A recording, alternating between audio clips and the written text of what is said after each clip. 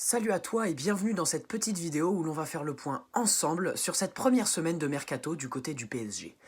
Il fallait faire fort, très fort, après l'énième désillusion européenne vécue au parc le 6 mars dernier. Il fallait équilibrer les comptes, il fallait acheter intelligemment, ne pas céder aux pressions des écuries qui souhaiteraient éventuellement nous dérober nos poulains. Il fallait du renouveau, un grand ménage. Lundi dernier, le chantier ouvre. 5 jours après, les plans se dessinent, on y voit plus clair. Et on commence ce tour d'actualité avec l'officialisation que tout le monde attendait. Secret de Polichinelle officialisé hier dans la soirée par le PSG, Antero Henrique a signé sa démission dans les bureaux parisiens jeudi soir. Départ officialisé vendredi soir. Une petite heure plus tard, une arrivée était annoncée à travers un communiqué du club. Leonardo Nascimento de Arroyo signait son grand retour dans la capitale.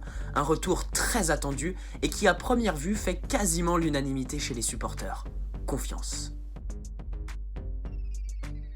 L'ancien milieu brésilien a paraphé un contrat à durée indéterminée avec le club. Mais c'est un été plus que déterminant qui est prévu. Gros chantier qui s'annonce, mais il y a déjà plus de sérénité depuis que Leonardo a été annoncé. Justement, dossier plus que bouillant à l'initiative de Leonardo. Mathys de Ligt semble être de plus en plus proche du PSG au fil des jours. Le Barça aurait d'ailleurs abandonné l'idée de recruter le jeune défenseur hollandais. Une image qui a fait le tour des réseaux, c'est celle du célèbre agent Mino Raiola, celui de Ligt, dans un hôtel parisien. Sûrement pas en touriste. Et malgré les démentis de Raiola, cette visite parisienne aurait bien abouti à un accord entre l'Ajax et le PSG aux alentours de 75 millions d'euros, et un contrat de 5 ans assorti à un salaire de 10 millions d'euros par année pour le défenseur de 19 ans. On reste bien entendu serein, patient, en attendant peut-être un dénouement en notre faveur, mais gardons en tête un autre feuilleton qui ne peut que laisser place à des regrets.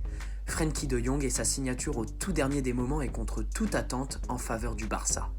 Patience, et citons Victor Hugo, ne pas vendre la peau de l'ours avant de l'avoir tué. Alors que De Ligt se rapproche de plus en plus au fil des jours du PSG, Alan s'en éloigne. C'est un feuilleton interminable. Naples semble déterminé à garder sa sentinelle brésilienne. Aucune offre en dessous de 100 millions d'euros n'est écoutée de l'autre côté des Alpes. Un prix bien trop excessif. De ce côté, pas d'illusion à se faire. Alan devrait sûrement rester cet été à Naples, sauf retournement de situation. Le dossier piétine, marche peut-être à reculons. Pas une bonne nouvelle dans la quête éternelle d'une sentinelle. Quelques petites rumeurs à signaler dans le sens des arrivées. Gianluigi Donnarumma, qui souhaite franchir un palier, serait pisté par le PSG. Son agent Raiola aurait profité de sa visite sur Paris et de ses bonnes relations avec la direction francilienne pour tenter de caser son poulain au PSG, qui cherche un gardien depuis le départ de Gianluigi Buffon. Reste à savoir quelle hiérarchie est souhaitée. Faut-il recruter une doublure à Areola ou un gardien de classe mondiale qui viendrait dans l'optique d'intégrer le 11 parisien ? Telle est la question, alors qu'un départ d'Areola n'est pas à l'ordre du jour, comme un retour de Trapp, qui souhaite continuer à Francfort avec toutes les garanties d'être titulaire, et que le dossier Keylor Navas, qui était bouillant la semaine dernière, semble s'être refroidi ces derniers jours. David De Gea est lui annoncé très proche du PSG ce matin par le quotidien Sport. Manchester préparerait déjà sa succession. Cependant, cette information est à prendre avec beaucoup de pincettes. Au milieu du terrain, 2-3 noms ont été associés au PSG, mais rien ne semble bien concret. Le milieu offensif de Séville, Pablo Sarabia, âgé de 27 ans et avec une clause libératoire fixée à 20 millions d'euros, ne laisserait pas insensible la direction parisienne. Tout comme le capitaine du Sporting Portugal, Bruno Fernandes. 24 ans et coté à 55 millions d'euros par Transfermarkt, et convoité par bon nombre de cadors européens.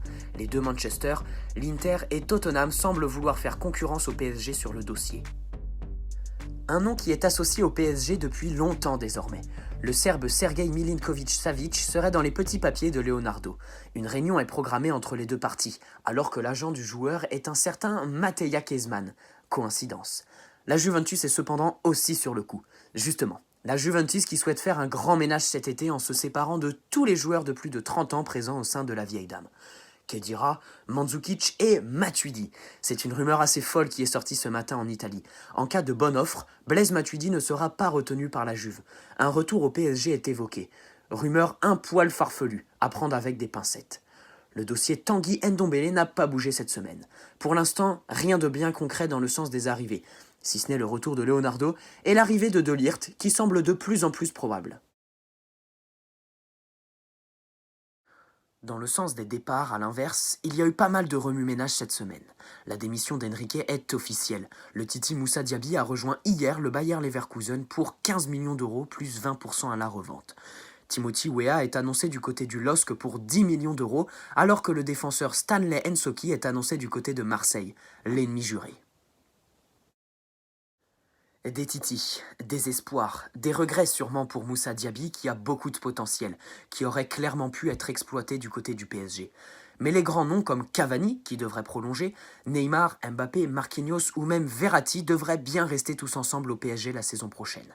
Et alors que l'arrivée de De Ligt coûterait très cher en termes financiers, il faudra aussi dégraisser sur le plan sportif en cas de signature, car le défenseur hollandais renforcerait un secteur déjà composé de 4 noms. Pour l'instant, personne n'est annoncé sur le départ. Les dossiers Meunier, Kurzawa, Alves, Nkunku ou même Draxler, qui étaient annoncés sur le départ, n'ont pas avancé, et pour l'instant, les 5 restent parisiens, tout comme Choupo-Moting, qui l'a annoncé dans une interview. Voilà, c'est tout pour cette petite vidéo résumant cette première semaine mercato du côté du PSG. N'hésite pas à imposer un like si elle t'a plu, à t'abonner si ce n'est pas déjà fait, et puis rendez-vous samedi prochain pour un nouveau tour d'horizon. Ciao.